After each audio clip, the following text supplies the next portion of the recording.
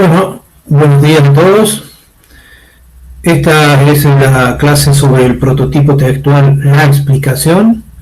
Pertenece a la semana que va desde el 30, déjenme ver, desde el 30 de agosto al 3 de septiembre. Ya llegamos a septiembre, la primavera está cerca. Y recuerden que estos pequeños videos que suelen no exceder los 20 minutos tienen como objetivo dar un pantallazo general y que no basta con ver este video, sino que hay que leer los textos. La idea es acercarles a ustedes una visión previa para cuando lean el texto o después de haber leído el texto sepan qué puntualizar y qué es lo importante. Sobre los prototipos textuales, recuerden que eran 6. Nosotros tomamos un autor que se llama Jean-Marie Adam, porque es en francés, Jean-Marie Adam, y que este autor distingue 6 prototipos, o sea, modelos mentales que nosotros tenemos con los cuales organizamos los textos. Estos, recuerden que es una estructura formal que va más allá de los géneros discursivos. O sea, los géneros discursivos van a utilizar uno u otro prototipo, predominan dentro de un género. Por ejemplo, el género judicial utiliza, es un género argumentativo básicamente, o sea, en los juicios se argumenta, es un prototipo argumentativo, pero dentro del argumentativo puede haber prototipos explicativos o prototipos narrativos. Por ejemplo, lo que se llama la narrativa, la argumentación, cuando se cuentan los hechos, o en la otra parte cuando se llama un perito de partes que explica. Bueno, y acá viene el tema de los géneros explicativos. Los géneros, o sea, de los prototipos explicativos, y como género, digamos, como predominio textual, el prototipo explicativo implica una diferencia de poder. O sea, entre el enunciador y el destinatario. O sea, se supone, recuerden que son conceptos que están dentro del texto, enunciador y destinatario, que aquel que explica sabe y aquel al cual está destinado el texto es alguien que no sabe. O sea, se pasa de saber a no saber. Por ejemplo, yo ayer quería averiguar sobre unos pisos de plástico que se llaman deck, de plástico del PVC, y yo los pensaba aplicar sobre madera. Y entré a un video explicativo de un técnico que explica, y el técnico ahí me explicó, o sea, en un video, simplemente que el deck, que es un piso de plástico, solo se aplica sobre cemento. O sea, yo no sabía, después de escuchar el video, ahora sé, o sea, sé algo más, que no puedo aplicarlo sobre madera. Entonces, estas cuestiones son importantes que las veamos. La otra cuestión que tiene que ver con el prototipo explicativo es que el prototipo explicativo es un momento relativamente reciente de la humanidad. Digamos que culturalmente el texto explicativo tiene un gran desarrollo, sobre todo en el siglo XVIII y XIX. Si bien hay algunos textos explicativos anteriores, por ejemplo en la época del Renacimiento o en la Antigüedad, ¿no? Pero digamos que como forma explicativa se ha desarrollado mucho con el pensamiento científico. Y también podemos decir que el texto explicativo está directamente ligado a la escritura. Sin escritura no hay texto explicativo. En la oralidad primaria, o sea, cuando no existía la escritura, o en aquellas culturas o sociedades que no tenían escritura, todo se explica narrativamente. Y dentro de la narración está todo el contenido, no se explica, sino que se explica en acción, digamos. En cambio, el texto explicativo no tiene tiempo, ni tiene lugar. El texto explicativo tiene partes, tiene un todo y una parte. Entonces, las partes explican el todo, bueno, y para explicar el todo hay que ir a las partes. Y después, entre las partes hay relaciones. Esto es muy importante que lo tengamos en cuenta. Por eso el texto explicativo es el texto típico de los textos didácticos. O sea, en aquellas situaciones de comunicación en donde hay alguien que es un profesor, o sea, alguien que sabe, un maestro, alguien que sabe, un maestro, profesor, etc., y un magíster, y alguien que aprende, un alumno, un estudiante, un alumno, o sea, alguien que se supone que no sabe y que apela a otra persona para saber. Recuerden que esto también tiene que ver con algo que es la reproducción del conocimiento. Las culturas humanas se reproducen, pero no se reproducen biológicamente. O sea, si yo tengo un hijo, ese hijo no va a saber lo mismo que yo, o sea, hay que enseñárselo. Entonces, digamos, bueno, acá viene el tema de la tabla rasa, ¿no? Bueno, podemos llegar a discutir eso, pero hay un proceso de transmisión cultural donde se le transmite el conocimiento, la lengua, no la variedad lingüística que hablamos, y los conocimientos sobre el mundo, las historias, los mitos fundantes, etcétera. Todo esto se le transmite a una persona. Entonces, claramente, el texto explicativo tiene una función fuertemente reproductiva, o sea, reproducir el conocimiento, porque claramente nosotros tenemos un tema que es la obsolescencia del cuerpo, o sea, nacemos, vivimos y morimos. Por lo tanto, para reproducir el conocimiento necesitamos transmitirlos a las generaciones más jóvenes, que es lo que estamos haciendo ahora, ¿no? Entonces, después las generaciones más jóvenes se apropian de algunas cosas y otras no, eso depende.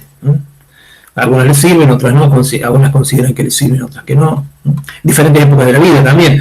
Un joven puede aprender algo y aplicarlo después en la edad media o la edad cuando ya es más grande, ¿no? O sea, lo que aprendemos no sabemos cuándo lo necesitamos. Quizás no lo necesitemos nunca, o quizás lo necesitemos inmediatamente o en algún momento de la vida. Entonces,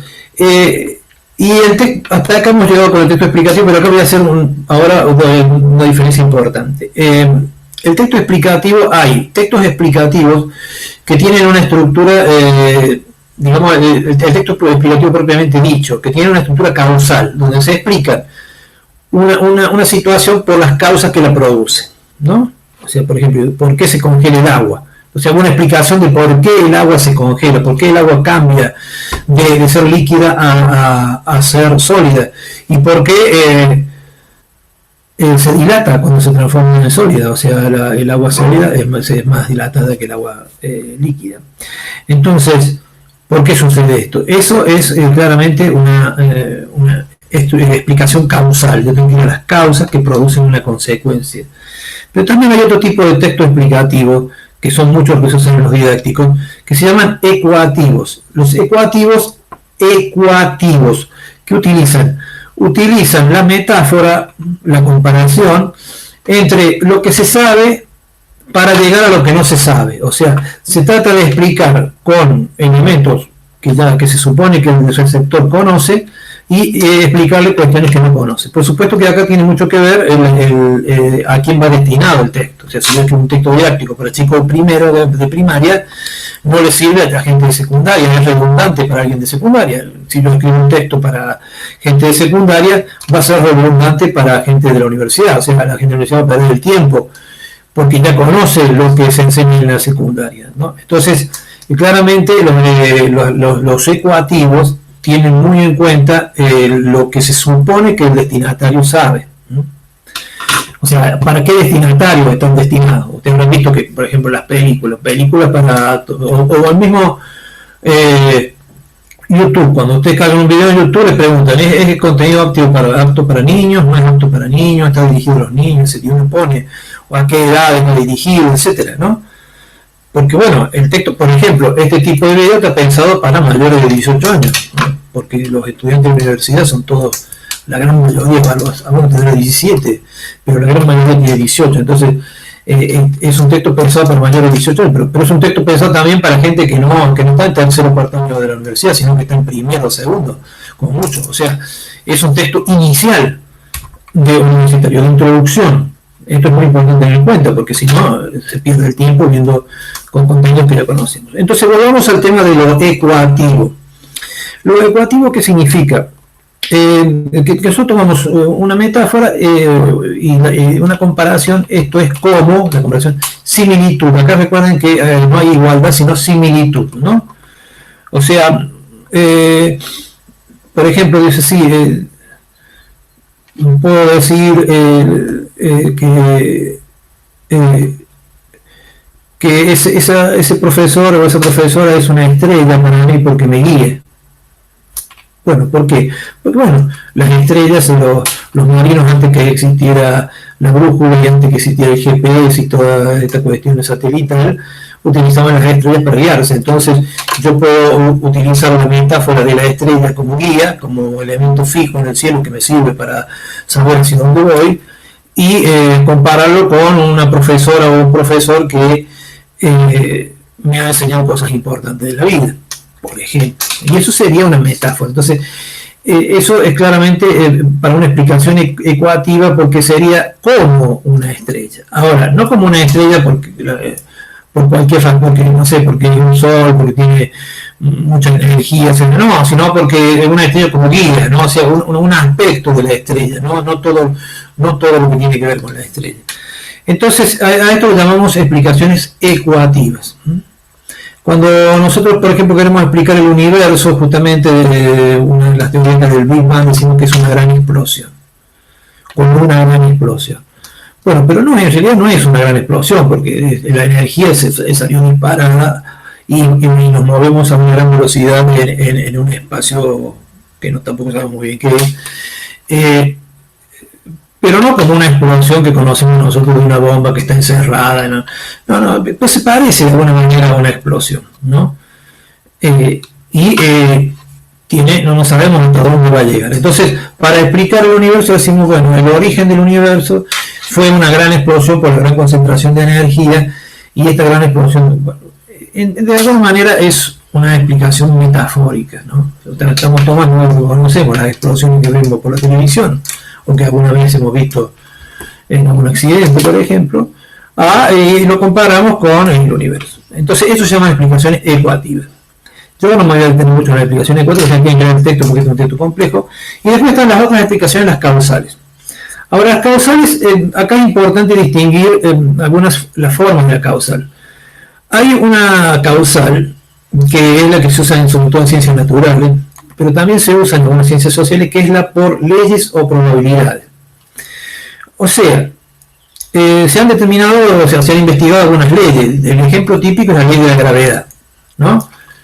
La gravedad es una ley.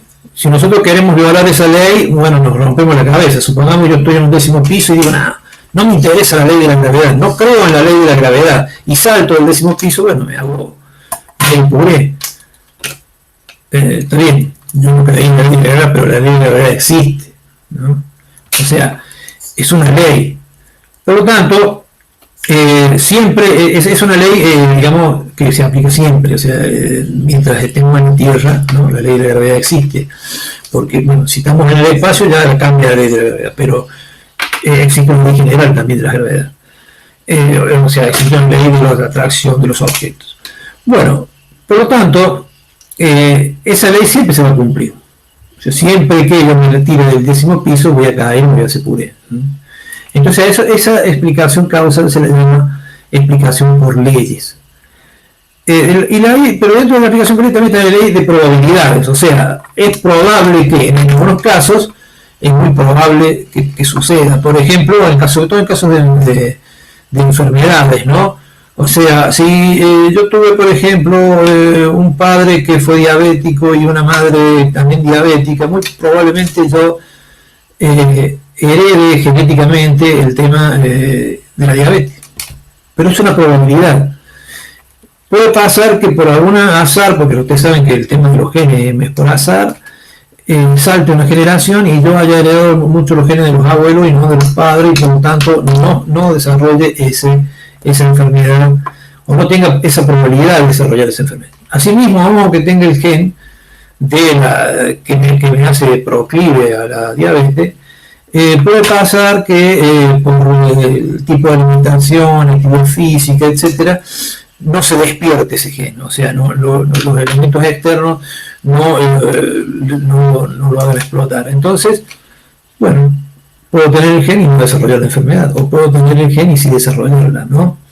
Entonces, por eso en medicina no hay 100%. Esto lo van a decir los médicos. En medicina no hay nada 100%, todo es probable.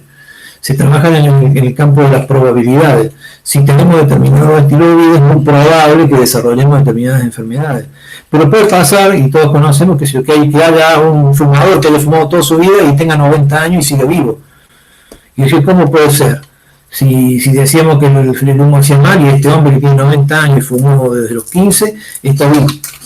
Bueno, eso es lo que pasa en medicina, no hay 100%, es cuestión de probabilidad. Entonces, pero bueno, son leyes, entonces esta no es por leyes, sino por probabilidades.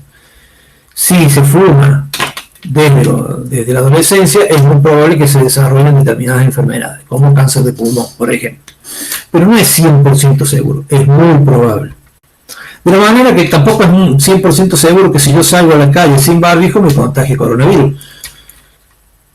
Es probable que me contagie, es más probable que me contagie si no llevo barbijo que si llevo barbijo. Pero incluso llevando barbijo puedo contagiarme. Pero las probabilidades son mucho menos, y tengo 5% de probabilidades, 10%. Entonces es una cuestión de probabilidades. Entonces ese tipo de explicaciones son explicaciones por causales, por leyes o probabilidades. Hay una ley anterior o una ley probable anterior que me ayuda a explicar determinados hechos. Pero después tenemos otro tipo de explicaciones que también son causales, que son, por ejemplo, las explicaciones genéticas. Las explicaciones genéticas tienen que ver con un origen, ¿no? O sea, por ejemplo, en determinada edad sufrió un accidente, ¿no? Que le lesionó una pierna. Entonces, a partir de los 15 años, rengo, fue rengo. Entonces, después, a los 60 años, tiene problemas de cadera.